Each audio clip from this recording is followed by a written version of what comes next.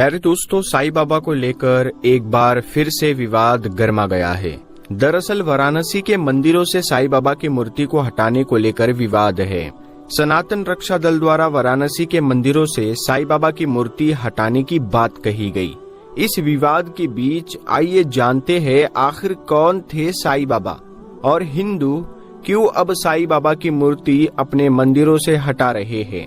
क्या साईं बाबा मुसलमान थे? तो आइए जानते हैं। वैसे तो हमारे देश भारत के अलग अलग इलाकों में बेशुमार अलग अलग नामों के देवी देवताओं को और साधु संतों को पूजा जाता है, मगर इन सभी में से साईं बाबा वो नाम है जो अक्सर सबसे ज्यादा चर्चाओं में रहता है। और साईं बाबा के चर्चाओं में रहने की वजह भी कोई पॉजिटिव नहीं है, बल्कि ये तो एक विवाद की वजह से रहता है। वही विवाद जो साईं बाबा के धर्म से जुड़ा है।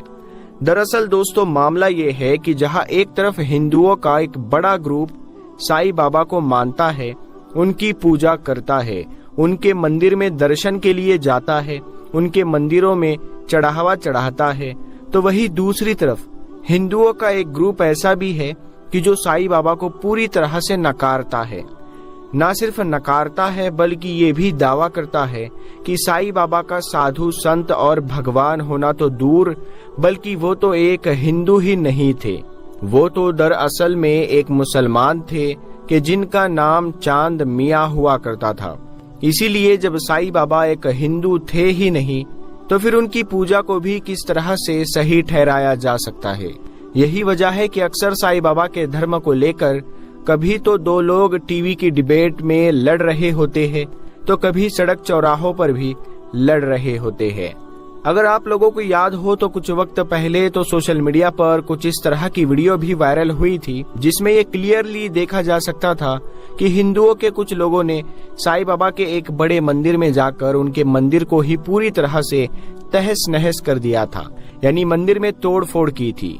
उस वीडियो में न सिर्फ मंदिर में तोड़ फोड़ की गई थी, बल्कि ये भी कहा गया था कि वो हिंदू भी बेवकूफ है कि जो साईं बाबा को पूजते हैं, क्योंकि साईं बाबा तो एक मुसलमान थे।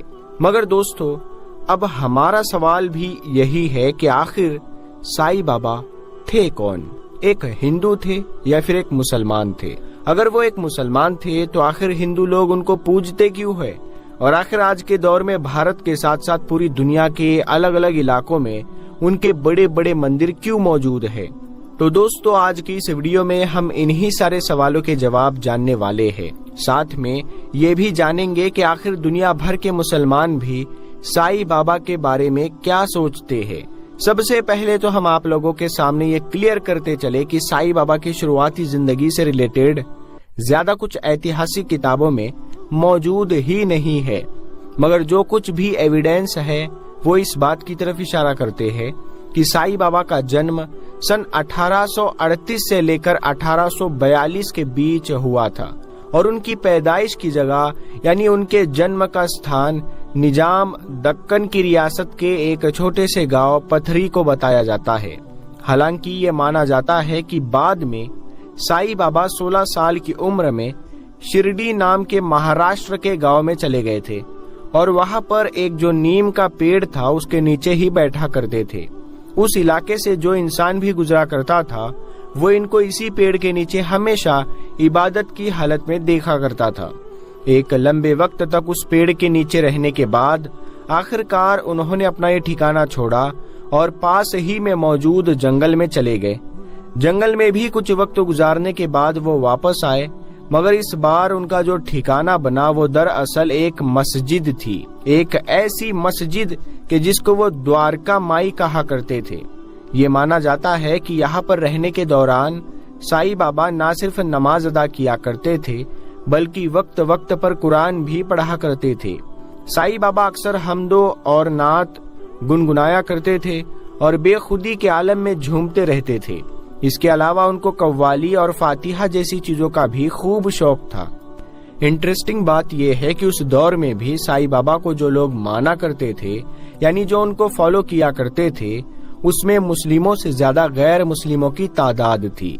मगर जाहिर है इसके पीछे बहुत सारे लोग ये वजह बताते हैं कि क्योंकि शिरडी नाम के जिस इलाके में साईं बाबा रहा करते थे उस इलाके में मुस्लिम बहुत कम ही हुआ करते थे, वरना ज्यादातर आबादी तो हिंदुओं की ही थी। भले ही दोस्तों ये भी एक वजह हो सकती है, मगर हाँ, इस बात से इनकार नहीं किया जा सकता है कि साईं बाबा के ज्यादा से ज्यादा गैर मुस्लिम फॉलोअर्स होने के पीछे इसके अलावा भी बहुत सारी बड़ी बड़ी वजह थी। दोस्तों, साईं बाबा का एक मुहावरा या फिर ये कहिए कि उनकी जुबान से बोला गया एक जुमला आज तक बहुत ज्यादा मशहूर है और वो अपनी जिंदगी में इस जुमले को लोगों के सामने बार बार बोला करते थे, और वो जुमला था सबका मालिक एक। यानी आज भी जब भी साईं बाबा का जिक्र किया जाता है तो इस जुमले को साथ में जरूर बोला जाता है, सबका मालिक एक। इसके अलावा साईं बाबा के बारे में भी ये माना जाता है कि साईं बाबा जब भी अपने फॉलोअर्स में बैठते थे और अपने फॉलोअर्स को नसीहत किया करते थे, यानी अपने मानने वालों को नसीहत किया करते थे, तो ना सिर्फ कुरान की बहुत सारी आयतों से बहुत सारी चीजें बताया करते थे, बल्कि हिंदू धर्म की किताबों से भी वो बहुत सारी चीजें बताया करते थे कि जिससे हिंदू लोग नसीहत हासिल कर सकते हैं। फिलहाल दोस्तों, अक्टूबर 1918 में साईं बाबा हमारी इस दुनिया से हमेशा हमेशा के लिए चले गए थे। उनके इंतकाल के बाद उनको मुस्लिम रीति रिवाजों के साथ उसी मस्जिद से मिली हुई दीवार के पास ही दफना दिया गया था कि जिस मस्जिद में उन्होंने अपनी जिंदगी का ज्यादातर वक्त गुजारा था। आपको जानकर शायद हैरानी होगी कि मुसलमानों का भी एक छोटा सा ग्रुप के जो साईं बाबा में यकीन रखता है और साईं बाबा को मानता है, उनका तो ये दावा है कि साईं बाबा तो अपने फॉलोअर्स को तौहीद का दर्स दिया करते थे, यानी साईं बाबा भी एक तौहीद परस्त थे। मगर बाद में जब उनका इंतकाल हो गया तो क्योंकि जाहिर है उनके मानने वालों में ज्यादातर तादाद हिंदुओं की थी और जिस इलाके में वो रहा करते थे वो भी एक हिंदुओं का ही गांव था और मुसलमान वहां कम रहा करते थे, तो इसीलिए धीरे धीरे उनकी तालीमात को बदल दिया गया। और क्योंकि उनकी जिंदगी में ही उनके ठिकाने के बाहर उनसे दुआ लेने वालों की एक लंबी कतार लगी रहती थी, वही कतार उनके इंतकाल के बाद उनकी कब्र पर भी लगी रही और फिर धीरे धीरे उन लोगों ने उनकी इबादत शुरू कर दी और बाद में मंदिरों का भी चलन शुरू हो गया। मगर दोस्तों, इसके उलट बहुत सारे मुसलमान ऐसे हैं कि जो साईं बाबा को मुस्लिम मानते ही नहीं है, क्योंकि उनका ये कहना है कि भले ही ये मान लिया जाए कि साईं बाबा एक मुस्लिम फैमिली में पैदा हुए थे, मुस्लिम लिबास में और मुस्लिम तौर तरीकों से उन्होंने अपनी पूरी जिंदगी गुजारी थी और बाद में उनको मुस्लिम रीति रिवाज के साथ दफना भी दिया गया था, मगर फिर भी उन्होंने जिंदगी में कुछ ऐसे काम किए थे कि जिसकी वजह से शायद उनको एक मुसलमान माना ही नहीं जा सकता है, बल्कि वो तो अपनी जिंदगी में ही एक कंप्लीट हिंदू बन चुके थे। अब अगर साईं बाबा की जिंदगी हमारे इतिहास की दो और अहम किताबों के जरिए से समझने की कोशिश की जाए तो ये मामला और भी ज्यादा कॉम्प्लिकेटेड निकलता है। दरअसल हम बात कर रहे हैं इतिहास की उन दो अहम किताबों के बारे में, जिनमें से एक को लाइफ ऑफ साईं बाबा जबकि दूसरे को श्री साई सच्चरित्र के नाम से जाना जाता है। ये दोनों ही ऐसी किताबें हैं कि जिनको हिंदू राइटर की तरफ से लिखा गया है। इन किताबों के मुताबिक साईं बाबा ने अपनी जिंदगी में अपने सबसे खास भक्तों को ये बताया था कि उनका जन्म दरअसल एक मुस्लिम फैमिली में नहीं बल्कि एक हिंदू फैमिली में हुआ था।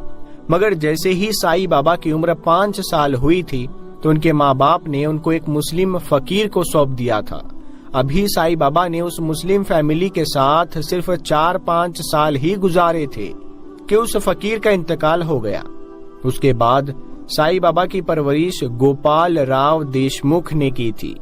यानी दोस्तों, अगर असली साईं बाबा की जिंदगी का जायजा लिया जाए तो उसमें हिंदू और मुस्लिम यानी दोनों ही धर्मों की चीजें बहुत ज्यादा मिक्स मिलती है।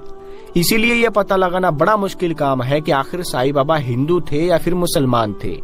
मगर हाँ, जो उनके मानने वाले हैं, जो उनको सच्चे दिल से मानते हैं और उनकी पूजा करते हैं, वो हमेशा जब भी ये विवाद होता है तो यही कहते हैं कि उन्हें इस बात से कोई फर्क नहीं पड़ता है कि वो हिंदू थे या फिर मुसलमान थे, क्योंकि उनका कहना है कि साईं बाबा का तो मैसेज ही ये था कि सबका मालिक एक है और इसलिए साईं बाबा ने अपनी पूरी जिंदगी भी पीस यानी शांति का संदेश देते हुए ही गुजारी थी।